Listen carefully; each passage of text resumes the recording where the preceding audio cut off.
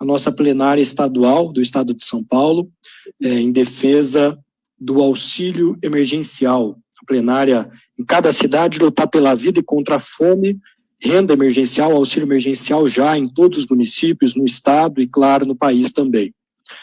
A Sâmia, como vocês sabem, no momento está em licença maternidade, cuidando do nosso tão querido de todos, desde já, bebê Hugo, filho dela e do deputado Glauber, mas o mandato segue atuando, atento, seja às pautas em tramitação e à luta política em Brasília, seja na construção política com os movimentos, com os parceiros aqui no Estado de São Paulo.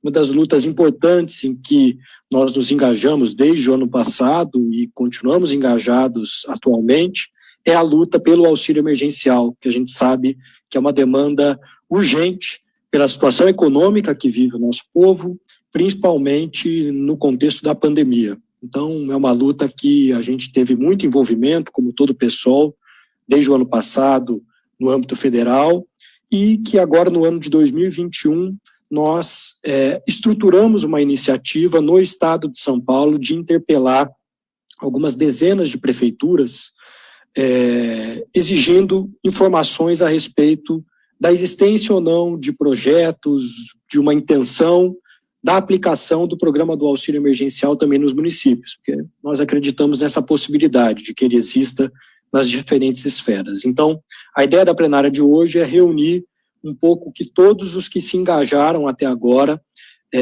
nessa pressão pelo auxílio emergencial em cada um dos municípios, para que a gente possa trocar informações, trocar leituras políticas e também tirar próximos passos, próximas iniciativas, porque essa é sobretudo uma luta, né, em curso, e não apenas uma iniciativa parlamentar ou uma iniciativa institucional. Boa noite a todas, todos e todes. Como o Pedro colocou, eu sou a Anne Senir, sou integrante aí da assessoria do mandato da Sâmia e também da coletiva Juntas por Barueri. Aqui, que essa plenária de hoje traga também novas iniciativas, né, novas ideias aí para a nossa luta, para que a gente consiga se fortalecer em conjunto aqui a partir desse dia. E quero agora chamar a nossa líder na Câmara Municipal de São Paulo, a vereadora Luana Alves, que vai falar um pouquinho para vocês sobre a nossa luta. Olá, gente, boa noite. Espero que todos estejam bem. Eu vou falar muito brevemente, vou fazer uma saudação, porque eu ainda estou aqui na Câmara Municipal de São Paulo. Sou Luana Alves, sou vereadora de São Paulo, sou líder da bancada do PSOL. Estou feliz de estar aqui nessa plenária com tantos lutadores, tantas lutadoras, em especial porque é de uma querida amiga, camarada de caminhada, que é a Sâmia Bonfim. Bom, eu acho que falar de auxílio emergencial é falar da luta pelo povo brasileiro pela vida, que é uma luta árdua, é uma luta hercúlea contra um projeto de morte que está em andamento. Então, existe hoje uma luta intensa no Brasil, que é uma luta dos de sempre, dos neoliberais, junto com a nova direita, que é o bolsonarismo, né, que é essa turma que eu chamo que é uma casa grande renovada. Nunca deixou de ser quem é, sempre foi a elite brasileira podre, racista, né, a burguesia, e que hoje está encampando um projeto de morte muito, muito grave, e que o povo brasileiro resiste bravamente. E o auxílio emergencial federal, ela é uma conquista da resistência do povo brasileiro, não foi uma benevolência, não foi uma caridade. As políticas de assistência social e o auxílio emergencial é uma política de assistência que garante, pelo menos que as pessoas não morram de fome numa situação de crise como essa, ela é uma concessão que esse grupo, que essa velha casa grande representada pelo Bolsonaro tem que dar, porque nós, o povo brasileiro, demanda isso, né? E só colocou porque a oposição política, muito representada pelo PSOL e pelas mulheres do PSOL em especial, pautou esse debate na Câmara Federal, pautou esse debate necessário, colocou, por exemplo, que mulheres chefes de família tinham que ganhar o dobro, o que é óbvio, todo mundo aqui convive com mulheres chefes de família sabe que isso é uma necessidade. Então é uma conquista do povo brasileiro, e mantê-la tem tudo a ver com a nossa luta contra o Bolsonaro. Manter essa vitória tem tudo a ver com a nossa luta contra esse projeto de morte que está em curso, que é um projeto racista, é um projeto machista, mas que o povo brasileiro está conseguindo fazer frente. Eu tenho certeza absoluta, gente, eu tenho essa esperança que vai vencer. Queria falar que aqui na cidade de São Paulo, A gente também está com essa batalha, né? O auxílio emergencial, ele pode ser federal, mas ele também pode ser estadual, municipal. Aqui no município de São Paulo tem, né, um valor muito pequeno, de R$100, para ir mais ou menos uma base de 1 milhão de pessoas, que é quem tem o CAD único. Nós, da bancada do PSOL, novamente as mulheres, a gente conseguiu fazer uma luta muito grande para tentar, né, enfim, tentar colocar um valor maior, tentar colocar mais gente dentro do projeto, do benefício, mas infelizmente aqui a gente também tem a nível municipal uma prefeitura que está muito parecida com o que é o bolsonarismo, uma prefeitura neoliberal e que vira as costas para as necessidades do povo brasileiro. Mas eu tenho certeza que a gente se organizando, a gente vai conseguir renovar o auxílio emergencial e vai conseguir colocar isso exatamente na ordem do dia. Porque essa luta não é uma luta que está separada da luta contra o Bolsonaro. Pelo contrário, a luta contra o projeto de morte do governo Bolsonaro, ela está junto, ela caminha junto com a nossa luta pela vida. A nossa luta pela vida é a queda desse governo e as garantias que o povo consiga viver. Que o povo consiga não morrer de fome num governo neoliberal que aumenta o preço de alimentos, que diminui o emprego e que tem uma política antipovo. Então é isso que a gente vai fazer, é isso que a gente vai seguir fazendo, e o PSOL, a nossa alternativa, a nossa ferramenta de luta é fundamental para isso, tá bom? Foi só uma saudação, gente, eu vou saindo porque a coisa tá pegando aqui na Câmara Municipal de São Paulo, vocês me perdoem falar e já sair, mas estou por aqui, tamo junto, e obrigada, Sam e equipe. Vamos lá, agora a gente vai vamos dar continuidade na atividade, chamando aqui a nossa companheira vereadora de Campinas, a Mariana Conte, que Campinas também está na luta pelo auxílio emergencial municipal. Mariana vai falar um pouquinho mais aí sobre o quadro de Campinas. Boa noite a todas, todos e todes. Eu sou Mariana, vereadora em Campinas, pelo PSOL. Eu quero cumprimentar e parabenizar toda a equipe da Sâmia, Pedro, Anne, parabenizar, agradecer o Rony pela atividade cultural, agradecer o Felipe também aí pelas considerações e saudar todo mundo que está presente aqui na plenária, né, todas as cidades e todo mundo que está nos assistindo. Bom, a Luana falou muito bem, né, a importância do auxílio emergencial, que não foi uma benéfice, não foi uma dádiva, foi uma conquista de luta. Quero ressaltar a importância da bancada do PSOL naquele momento, né, principalmente das nossas parlamentares, e a dupla cota para mulheres, mãe solo, chefe de família, foi uma conquista fundamental. E a todo momento o governo Bolsonaro conspirou contra essa política, essa que é a verdade, né? O governo Bolsonaro não apenas conspirou contra as medidas de contenção da pandemia, mas também as medidas econômicas de contenção da pandemia, que o auxílio emergencial era e continua sendo fundamental. Então, essa redução drástica do auxílio, esse período em que o auxílio emergencial, inclusive, foi suspenso, na verdade, já aprofundou esse cenário que nós estamos vivendo. É um cenário de profunda desigualdade social, então a desigualdade social no Brasil, que é estrutural, que é o presente na vida dos brasileiros e brasileiras, se aprofundou durante o período da pandemia e tem levado aí uma situação, a FAO divulgou um estudo alguns dias atrás, mostrando que 1/4 das famílias brasileiras, né, dos brasileiros, na verdade, já estão numa situação de insegurança alimentar. Quer dizer, não sabem se vão comer ou tem uma redução drástica da sua alimentação, também no contexto de aumento do preço, de inflação, de aumento do custo de vida, do aumento do desemprego, e tudo isso como consequência dessas políticas que não começam da pandemia. Acho que é importante ressaltar aqui, né, as políticas que antecedem a pandemia, como reforma da Previdência, reforma trabalhista, as privatizações, todo esse ataque ao conjunto dos direitos dos trabalhadores, e que a pandemia agravou o quadro. Nesse cenário, é fundamental o processo de luta, e eu acho importante isso, né, que o Pedro trouxe no início, quer dizer, não é apenas uma iniciativa parlamentar, mas é um processo de luta, porque a gente sabe que todas essas medidas que, de fato, dizem respeito e mudam a vida das trabalhadoras e dos trabalhadores tem que ser feita como luta social, como pressão política, e qualquer política de restituição de renda, eu gosto de chamar de restituição de renda, porque também é uma consideração de que a riqueza nacional é produzida pelo trabalho dos brasileiros e brasileiras, na verdade, o mínimo que nesse momento, nesse quadro tão difícil e de extrema pobreza, que a gente possa ter que os trabalhadores e trabalhadoras tenham acesso à renda nacional que é produzida pelos trabalhadores e trabalhadoras, né? Então, eu gosto de chamar de restituição de renda. Aqui em Campinas, mesmo no ano passado, em 2020, eu apresentei um projeto que criava o programa de renda básica municipal, no contexto da pandemia, para famílias em situação de vulnerabilidade. Esse foi um projeto que foi rejeitado pela Câmara Municipal de Campinas, lembrando que aqui a Câmara Municipal ela tem uma relação muito forte com a Prefeitura, né, uma base muito amarrada com a Prefeitura, e sob a justificativa de que isso seria competência exclusiva do prefeito. Então, já que nós começamos uma pressão, que já que é competência do prefeito, o prefeito tem que fazer.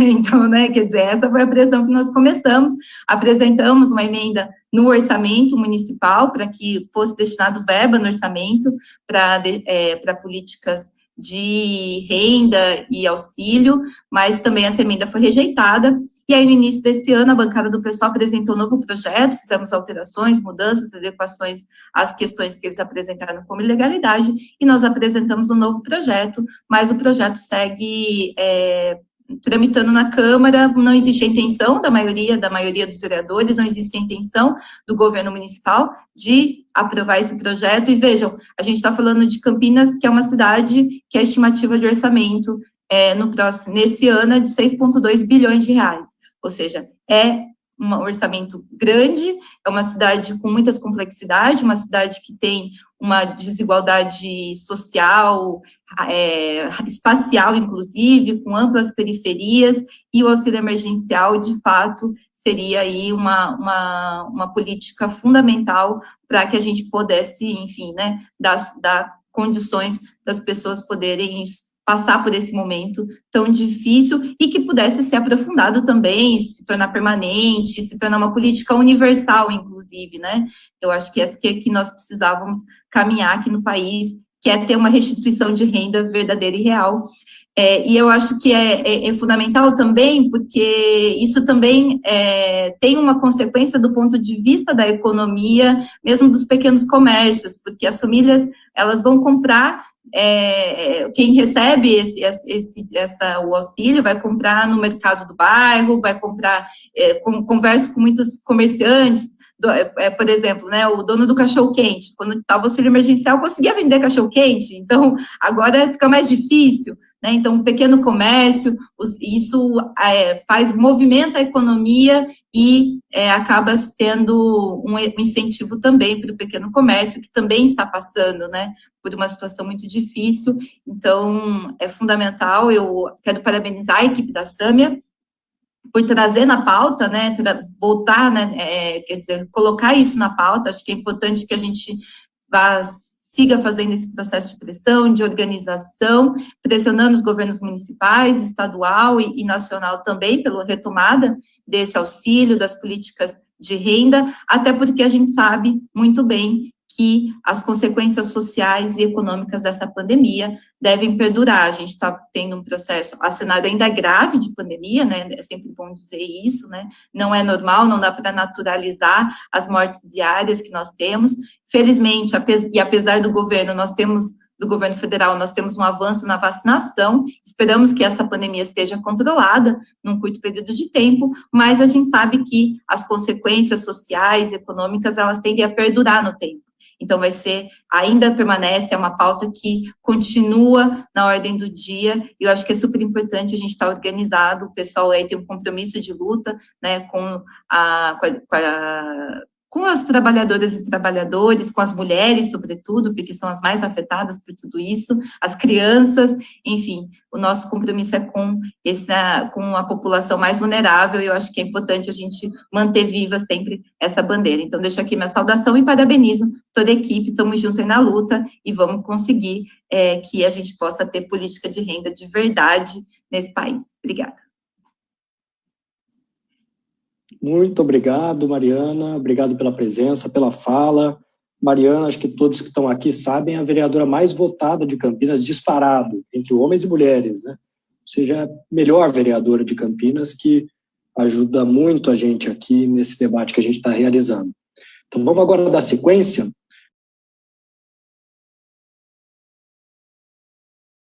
Agora a gente vai ouvir o companheiro Ricardo de Peruíbe. Olá, boa noite, estão ouvindo bem? Boa noite, Ricardo. Tudo bem, gente? Eu sou o professor Ricardo, fiz até umas anotações rápidas aqui, que é para não me perder. Bom, segundo o IBGE, o Brasil tem 14,8 milhões de desempregados. Isso significa que agora, em 2021, nós teremos 9,1 milhões a mais de pobres. Um ano antes da pandemia, os extremamente pobres estavam em torno de 13,9 milhões de brasileiros. Nesse cenário, a gente consegue perceber que as mulheres negras são as mais atingidas. E a cidade de Peruíbe, que é uma cidade multicultural, com famílias indígenas, quilombolas, ribeirinhas, além de uma população periférica majoritariamente negra, tem um índice de pobreza de 30,8%, com uma população de aproximadamente 70 mil habitantes. Isso segundo o IBGE. Estamos falando de 21 mil pessoas vivendo na pobreza ou extrema pobreza em Peruíbe, com uma economia sazonal que dificultou mais ainda a vida dos moradores, uma cidade que não tem hospital, falta medicamento, as secretarias das cidades gastam mais dinheiro com cafezinho para reuniões do que em comprar alimentos para as famílias em vulnerabilidade. Os órgãos de decisões aqui da nossa cidade, como os conselhos, estão tomados por indicações próprias da prefeitura, dificultando a participação da sociedade civil. E pior, impedindo a participação de lideranças das organizações e movimentos sociais. Um ponto levantado no ofício 054, que foi emitido pelo mandato da codeputada Mônica Seixas, do qual a prefeitura se esquiva do debate, conosco aqui da sociedade civil. Falam de políticas públicas para os povos tradicionais e periféricos, porém essa discussão é realizada por um pequeno grupo burguês, em sua maioria de homens brancos. Enquanto nós organizamos manifestos de apoio de renda solidária, o ingresso nos conselhos para tentar dialogar onde, como e devem ser os investimentos na nossa cidade, e a tentativa incansável de um diálogo com o prefeito de Peruíbe, Luiz Maurício. A gestão PSDBista nos ignora, persegue, mantém contratos milionários com empresas de transportes públicos. Detalhe, a cidade não tem ônibus suficiente.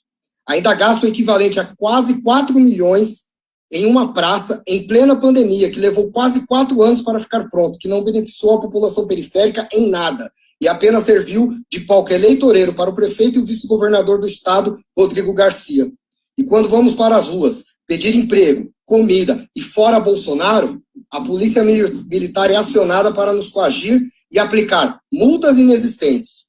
Portanto, esta ação conjunta com a deputada Sâmia Bonfim, com o apoio da bancada ativista em nome da deputada Mônica Seixas, com a ajuda do Rede Emancipa, com as ações de solidariedade ativa através de mim e outros companheiros, e principalmente com a ajuda do povo peruibense, do Quilombo Baobá, dos povos tradicionais da região, exigimos que o prefeito Luiz Maurício receba a nossa comissão mista. E conforme o artigo 11 do parágrafo 1º da Lei 12.527 de 2011, que trata justamente da criação da renda básica, que apresente um projeto de renda básica municipal pela sobrevivência do povo peruibense. E fora Bolsonaro.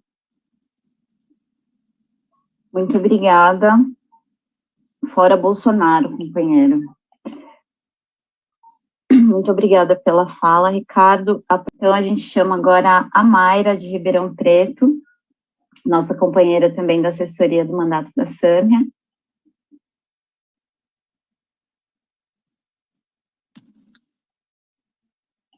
Bom, boa noite, gente, a todas, a todos e a todes. Anne, eu queria te pedir para você me avisar no microfone, porque eu não vou conseguir ter contato com o chat por conta do leitor de tela, pode ser? Claro que sim. Obrigada. Bom, gente, como a companheira Anne falou, eu sou a Mayra, eu sou assistente social também, assim como a companheira Ana Paula, faço parte do Juntas e do Emancipa.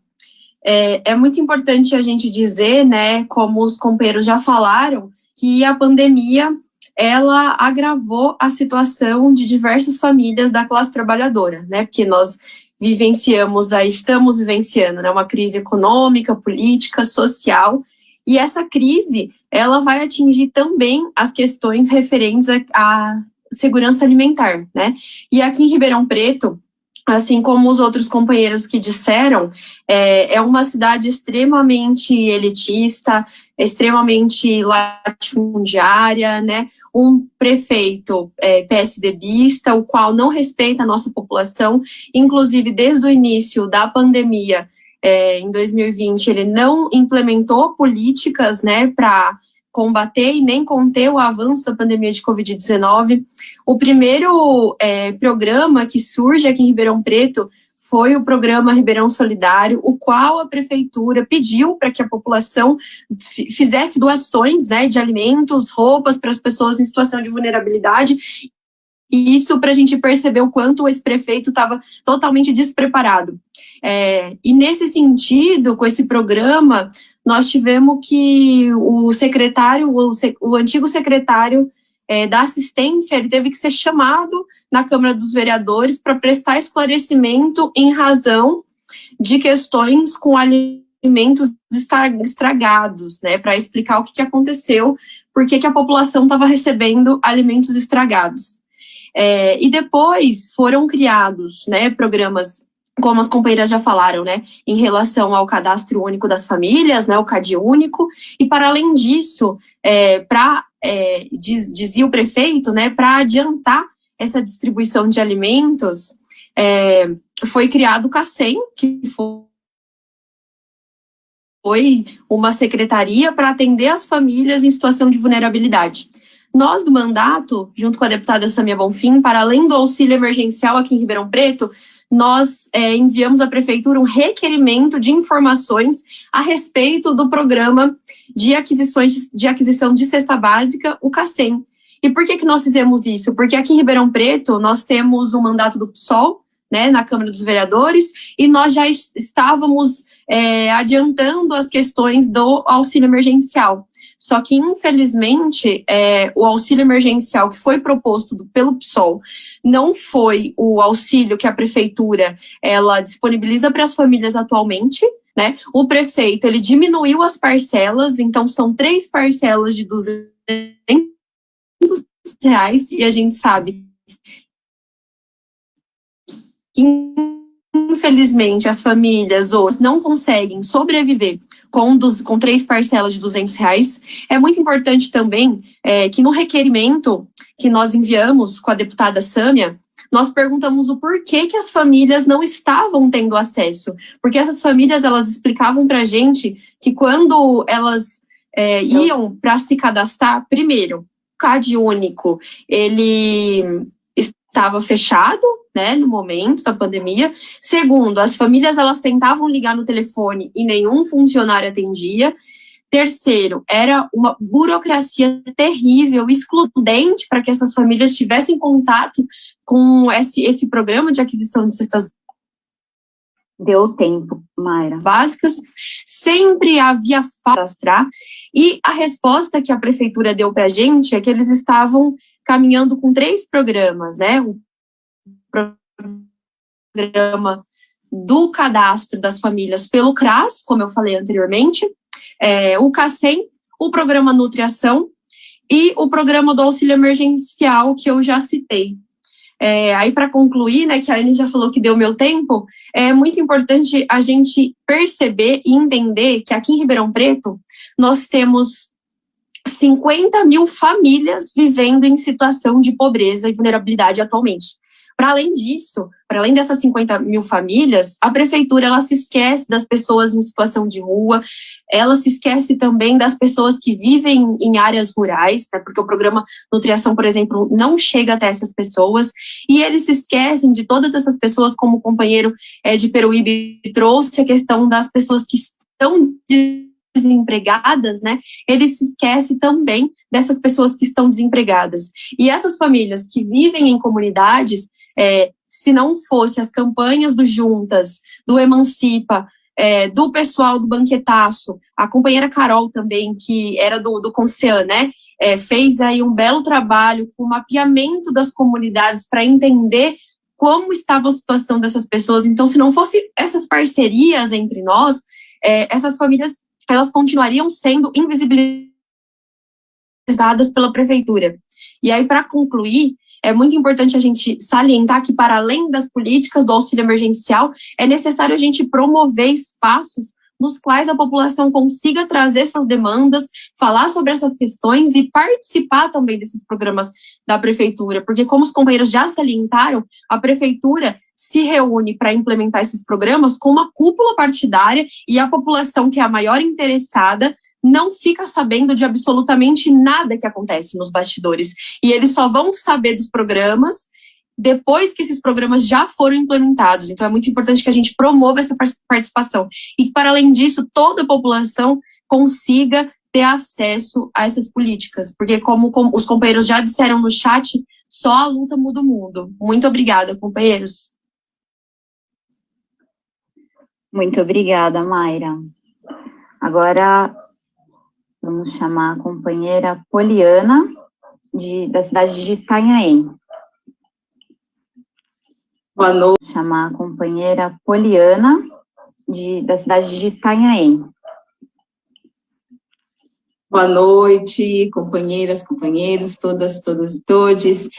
Primeiro eu saúdo, né, a todos e parabenizo por essa excelente atividade, né, dos quais a gente está tendo a oportunidade de ver como está sendo a repercussão, né, em relação ao nosso documento e à nossa luta também, né. Sou daqui da cidade de Itanhaém, Litoral Sul, e hoje a gente está falando só sobre o auxílio emergencial, que, como em muitas cidades, nós também protocolamos, né, o requerimento, solicitando informações, solicitando transparência, e o mínimo, como até o companheiro colocou aqui no chat, né, o mínimo que a gente conseguiu foi algumas doações de cestas básicas, né, cestas básicas feitas em supermercado da própria família de pessoas da prefeitura.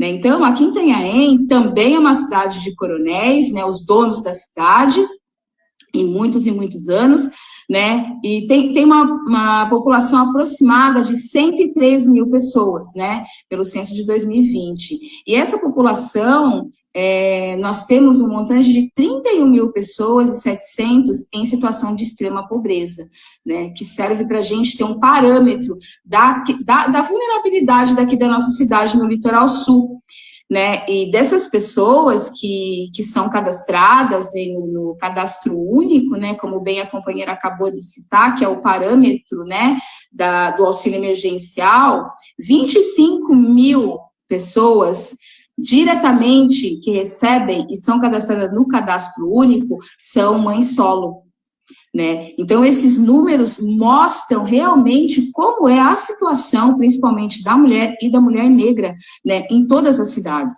né, do nosso estado de São Paulo.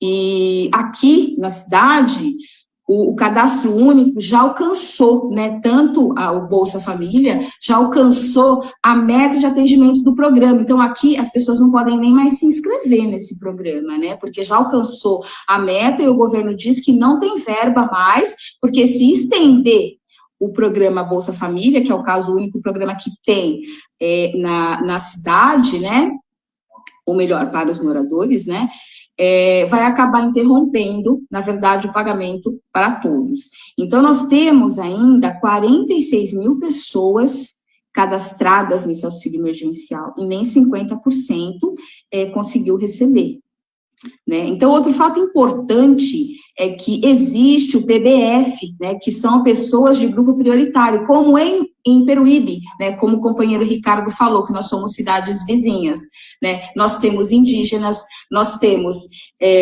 pessoas que são libertas de situação análoga de trabalho escravo, nós temos catadores de material reciclável, que todas fazem parte, né, do grupo de família para o grupo prioritário, e essas pessoas, elas não receberam exatamente nada, porque dentro do cadastro, elas não existem, né, elas não são contadas, e não receberam nenhum benefício. E aí essas pessoas de extrema pobreza, juntando com as pessoas em situação de vulnerabilidade, todas essas pessoas, elas dão uma somatória de 41 mil vidas, né, que estão em situação de vulnerabilidade na cidade de Itanhaém, litoral sul de São Paulo, dos quais a cidade, o prefeito não está nem aí com a situação dessas pessoas, né. Então, no nosso programa, aqui nós saímos, né, eu saí como candidata a prefeita aqui na cidade de Itanhaém, embora nós não tenhamos ganho, conseguimos mostrar a nossa proposta na cidade, conseguimos mostrar o que é o pessoal de verdade aqui na cidade de Coronéis, né, e a nossa proposta no nosso programa era: governo municipal tem que ter uma renda básica permanente, né? Essa era uma das propostas aqui no nosso programa, né? Então, eu vou concluindo minha fala, né, salientando a importância do auxílio emergencial, né, como medida para enfrentamento, né, de consequências consequências do Covid, que realmente foi uma luta nossa, né, e a necessidade de uma renda permanente. E são muitas razões, né, gente, que justificam a manutenção desse auxílio emergencial, né, até o final da pandemia, né, coisa que o governo não quer, né. O auxílio emergencial, por que ele é importante? Na contenção da crise sanitária, né, manter o distanciamento social, combater a pobreza, minimamente a extrema pobreza, né, porque a gente sabe que não é o suficiente, diminuir as desigualdades, né, embora seja pouco, nós sabemos que não é o suficiente, mas é uma amenização da desigualdade, né, incluindo a desigualdade de gênero, desigualdade de raça, né, e injetar recursos para a economia, evitando o pior, né, e alguns dados produzidos pela Fundação Getúlio Vargas, né, e outras empresas de pesquisa, revelaram que o auxílio emergencial, que foi dado de R$600, contribuiu para amenizar a extrema pobreza, né? E aí eu concluo, né, que nós estamos nas ruas, né, vamos continuar nas ruas por vacina para todos, por auxílio emergencial permanente, não as reformas administrativas que está vindo aí a todo vapor, nos atropelando, né, com a perda de direitos e os ataques aos povos e terras indígenas, né, a nossa luta aqui na região é muito grande, né, posso supor aí com o professor Ricardo, né, que a gente tem lutado bastante sobre a questão dos ataques, né, e nas terras indígenas, né. Muito obrigada pela oportunidade, pela parceria da Sâmia, da Mônica e de todos vocês. Obrigada. Nós que agradecemos, Poliana, muito obrigada. A próxima é a Lara, da cidade de Piracicaba. Vocês me ouvem? Sim, ouvimos. Obrigada. Eu só vou pedir para... Vamos passar, então, para a companheira Lourdes, de São Bernardo do Campo.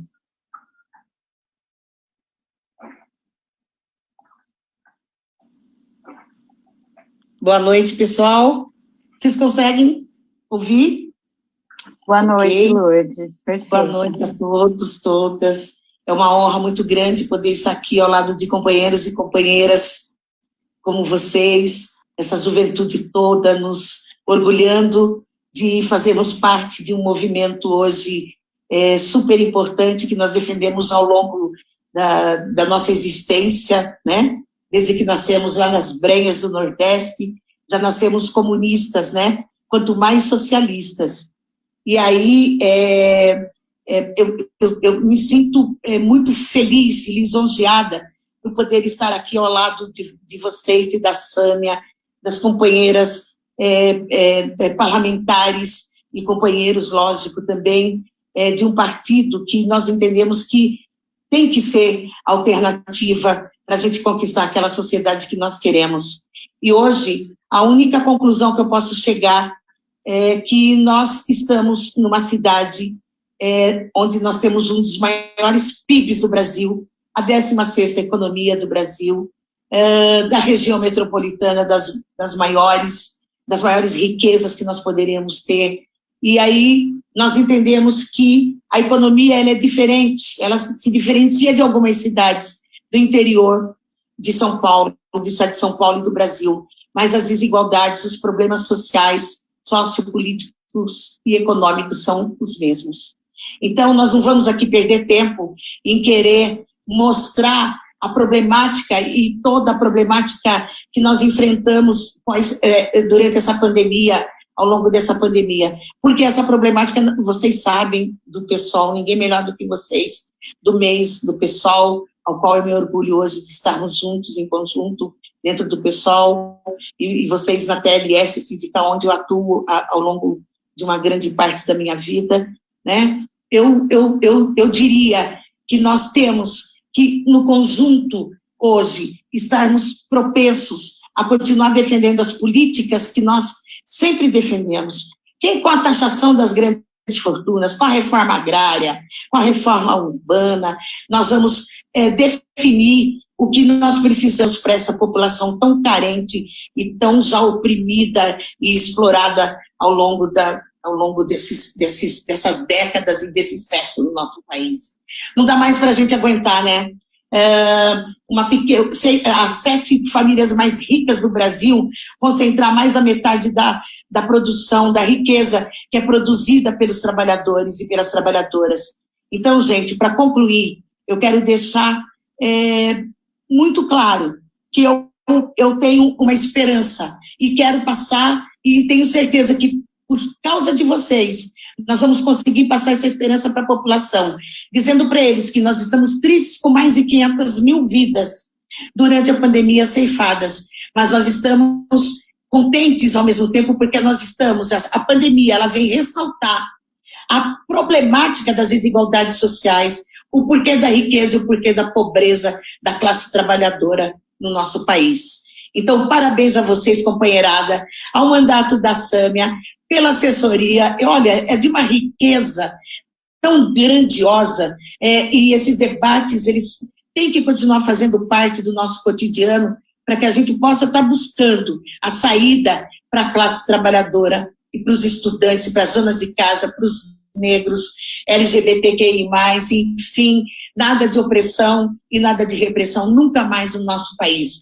E vocês nos alentam nesse sentido, e eu agradeço piamente por estar ao lado de vocês, e quero continuar por muito tempo, enquanto tiver lucidez e clareza, porque a clareza vocês têm e nós teremos em conjunto para lidarmos e enfrentarmos Bolsonaro e essa corja de vagabundos e corruptos que nós temos que aguentar no poder hoje.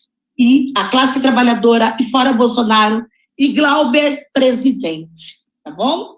Parabéns a vocês e obrigada pela oportunidade. Muito obrigada, companheira Lourdes. Quero agradecer as suas palavras e dizer que serve de inspiração para a gente ouvir você, é muito bom. Muito obrigada mesmo. E agora a todas e todos que participaram aqui com a gente, né, o Roberto fez aí a última fala. Quero dizer que temos muitas semelhanças, né, nas nossas necessidades aí nos municípios. Eu aqui de Barueri consigo observar que a gente tem várias cidades que têm o mesmo perfil que nós temos aqui. E então agora a cabeça fica aqui pensando em soluções que a gente possa ter em conjunto, né, para fortalecer a nossa luta. E eu espero que a gente possa manter contato depois dessa plenária, para que a gente venha aí pensar realmente, de fato, em ações que a gente possa fazer em conjunto para pressionar essas prefeituras negligentes, né, que estão aí deixando a população à míngua nesse momento de tanta necessidade. Quero agradecer novamente a todas, uma boa noite. Vou passar a palavra ao companheiro Pedro, que vai fazer o encerramento da atividade. Muito boa noite a todos. Eu queria destacar só 3 pontos. O primeiro deles, acho que é o que a Anne acabou de dizer. a articulação entre nós que nos encontramos aqui. Então, acho que a plenária acabou sendo muito útil nisso, né? A gente fez essa iniciativa em vários municípios, vamos dizer assim, espalhados, nem todos sabiam quais outros haviam entrado com uma iniciativa semelhante. Agora nós nos encontramos, eu acho que sempre quando a gente pensa junto, compartilha, a gente pode tirar ideias melhores para seguir na mobilização. Então esse é o primeiro ponto que eu queria destacar, articular as nossas lutas e experiências, né? O segundo, daí ele é mais objetivo mesmo, tem a ver com esse descaso das prefeituras que não se dignaram a responder, que eu acho que enviamos para muitas cidades, e existem 2 grandes grupos que a gente pode dividir, né? Os que responderam e os que não se responderam. Claro que daí entre as respostas também tem diferentes qualidades, mas quando uma deputada oficia um órgão público, uma prefeitura, uma administração, é obrigação da administração responder, não é uma questão de escolha. A lei determina que tem que responder. E por último, companheiros e companheiras, acho que a gente ampliar a mobilização mesmo, né? Essa é principalmente um instrumento de pressão pública, houve cidades onde teve repercussão na imprensa, vale a pena a gente voltar a procurar a imprensa para falar dos novos passos, fazer pressão, fazer mobilização. Cada um de vocês com essa iniciativa se torna, de certa medida, também um embaixador ou uma embaixadora do mandato da Sâmia e da Sâmia nos seus municípios. É a ideia que a gente tem, nós somos um mandato coletivo, como vocês sabem, um mandato movimento, militante, e é assim que a gente quer seguir. Então, obrigado de novo todo mundo pela presença e até a próxima.